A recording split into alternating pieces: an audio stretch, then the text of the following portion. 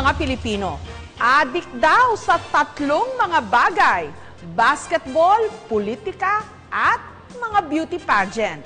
Obvious ba gayong nakatutok ngayon ang marami sa Miss Universe pageant? Lalo pa sa mga susunod na araw habang papalapit na ang coronation.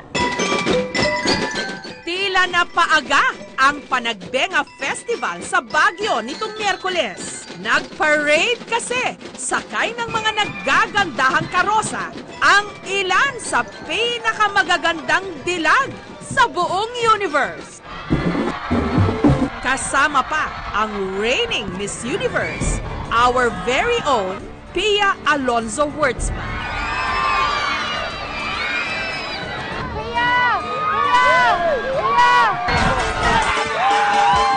Ang mga float punong-puno ng bulaklak. Lahat ng mga karosang ito, halos isang buwan daw ginawa ni Romy Chua. Pressure is there with limited time that I have given and 4 numbers of floats. Kailangan quality. Pagsusukat pa lang daw sa pinaka-board ng float, umabot na ng mahigit 10 araw. Gagamitin ng Miss Universe and the candidates. Of course, I'm excited and at the same time proud. Dito naman sa Maynila, ang jeepney driver na si Mang Eddie, hanggang ngayon, napapangiti sa swerteng dumating nung ang kanyang jeep ang napiling sakyan ng ilang mga kandidata para sa kanilang pictorial. Nakapila po ako sa corner ng Florentino Torres at saka Raul. Sabi ng pulis, tayo wag kang aalis. Gagamitin namin yan sa candidate ng mga Miss Universe. Ang designer naman na si Gian ang nag-sponsor ng evening gown para sa isa sa mga kandidata, si Miss Sierra Leone, hawak kamara. Hirap kasi sa pondo si Miss Sierra Leone. Well, it's a dream come true, to be honest. Kasi for me, aside from having my brand in a, putting it in a global platform, yung ultimate goal ko talaga, isa sa mga dream ko, is to have my gown at the Miss Universe pageant. Nung una, wala raw balak ang Sierra Leone na magkaroon ng kandidata. To the rescue, si Gian, para sa gown ng kanilang kandidata. Meron itong 35,500 rhinestones. Isang buwan niya ginawa. Kaya naman, close na sila ngayon ni Miss Sierra Leone. Tanya, we love you! Ang pamilyang ito talagang close kay Miss New Zealand, Tanya Dawson. Kamag-anak kasi sila nito. At pagkatapos ng 20 taon, ngayon lang sila muling nagkita.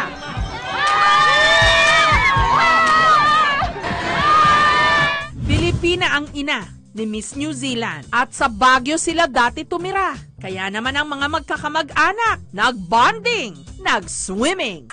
At kahit sa New Zealand ito lumaki, Pinoy na Pinoy ito, it's... I'm so proud to actually come back to the Philippines and to be Filipino because the Philippines are just full of love. The Filipino people are just friendly and are just so hospitable. So I'm proud to be half Filipino. Meron pa rin pusong puno yan kasi palagi siyang yung mga Philippine food kinakain niya. Kagaya ng bagong, alamang, sinigang. Nito lang Huwebes, ako naman ang nagkaroon ng close encounter sa 16 sa mga kandidata. Ito ang Happy Life, sinasabing pinakamahal na yate ngayon sa buong Pilipinas. Binili ito sa halagang $12 million o halos 600 million pesos para lamang may magamit ang mga kandidata ng Miss Universe. This is a luxury yacht with all the amenities, no doubt. So pasok ko tayo, pasyalan natin. So ito yung living room, may dining room. Ito may kitchen siya, oh. Ano boss ang kakainin dito? Foods and pasta. Ito hong yate, merong 16 na bedrooms at meron ding 6 na jacuzzi. Oh, mantakin nyo. Wala ka nang hahanapin pa talaga. So ito naman yung pinaka-upper deck niya. Mamaya, pagdating dun sa Pico de Loro, ay magsasagawa raw dito ng photo shoot yung mga kandidata. Kamusta ba sir maging kapitan itong napakamahal at napakabonggang yate? Medyo nervous konti. First time po na may sakay na Miss Universe po sa onboard ng yate po. How are you doing, Miss Romania? I'm doing great. I love the weather. I'm enjoying every second here. It's a completely new experience for me, but I am loving every minute of the difference. It's awesome. How do you stay beautiful despite your hectic schedule? I mean, you know, you get into a routine, so preparing for the pageant was a lot of working out, eating right. But you know, once you're here, you really just want to try and have fun and enjoy the moment. So don't put too much focus on how you look and just live in the moment and have fun. So this is like the Bahamas, huh? Bahamas weather. The climate is very similar, yes. And how are you liking our country so far? I am loving it. Everybody is completely friendly and welcoming. And today's going to be wonderful. We have this sunny and like we can't wait to be in Batanga right now. Oh, you have a tattoo. Yeah, I have a tattoo. What does it let say? it out. Oh. It means like you know, all the feelings that you have, you can just like be open and say everything that you want because that's the only way you can be free. Is this what you expected when before you got? To be honest, I didn't expecting that Philippines should be this kind of gorgeous and beauty because I love the people. You are very kind, really, and you are very hospitality. How are you working for that crown? Oh, I'm working every single day. We have to look on point every time we wake up. We do our makeup, we do our hair. I'm a fighter in spirit, and I believe Curacao deserves the crown this year. Wow, the best of luck to you, and thank you. I suppose a lot of people are cheering for you at home, back at home. Yes, and even here in the Philippines, like yesterday, a cute friend of mine just taught me how to say I am panalo. So that is great. Mahal ko kayong lahat to all the Filipino fans as well. It really means a lot. Have you had any of our food? I have had, yes. Which one? I'm not too sure of the names. Maybe it's adobo with soy sauce? Yes, oh, yes. You had adobo, chicken, I suppose. Yes, chicken, yeah. And did you like it? Yeah, it was really nice. Miss Philippines basically forced me to eat it. Does Portugal have any Miss Universe winner? No, unfortunately, not yet. Oh, so you probably will be the first, huh? I wish. Napansin ko ring tila nagkakasundo sila kahit na pare-pareho nilang inaasam ang corona. Ang may-ari ng luxury yacht na siya ring pasimuno kung bakit dito sa Pilipinas ginaganap ngayon ang Miss Universe, si dating Ilocos Sur Governor Chavit Singson. Gov, kamusta? Sulit ho ba yung gastos nyo rito? Sulit, dahil magaganda lahat eh.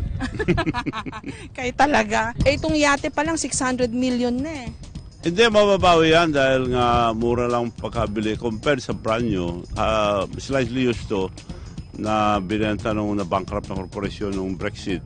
So, agad-agad maraming humahabol na bumibili na. So, lalo na ngayon after Miss Universe, maraming bibili. Paano kayo napunta sa larangang ganito? Pati beauty pageant, pinasok nyo na. Kasi nung unang nag-negotiate kami, bago pa lang mag-eleksyon matagal, nag-negotiate na kami. Ang problema, nung nakiusap kami si Secretary Wanda, kinausap niya si Presidente, saan tayo kukuha 12 million?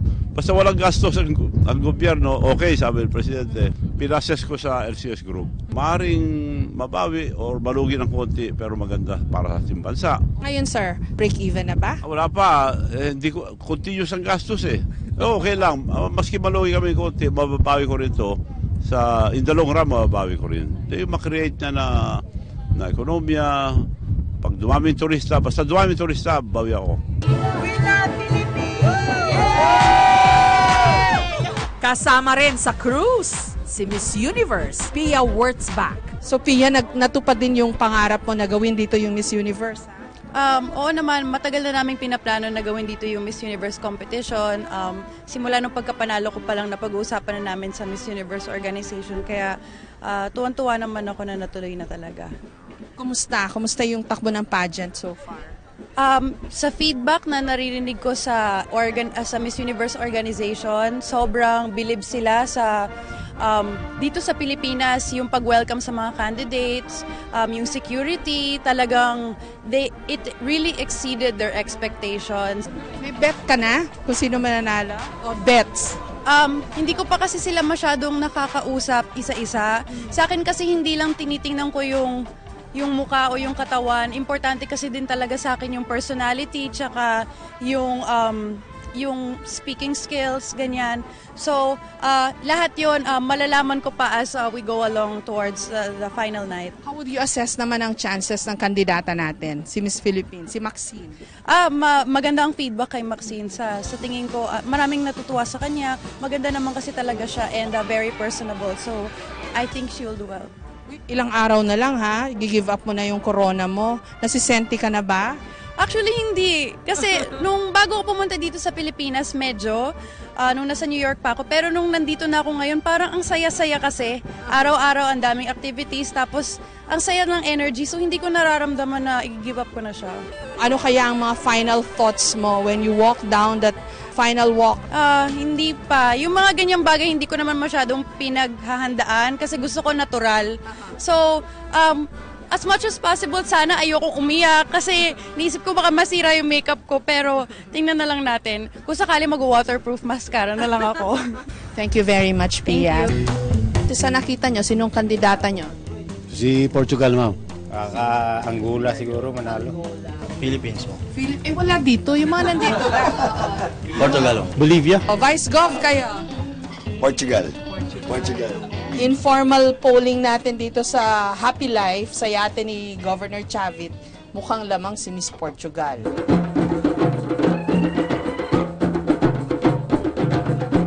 Sa resort, espesyal ang salubong at programa para sa mga kandidata. Sa gabi, dinner by the beach. Meron pang fire dancing. Wala pa mang nakokoronahan. Panalo na tayong mga Pilipino dahil sa pamamagitan ng mga naggagandahang dilag na ito na ipamamalas din ang kagandahan ng ating bansa.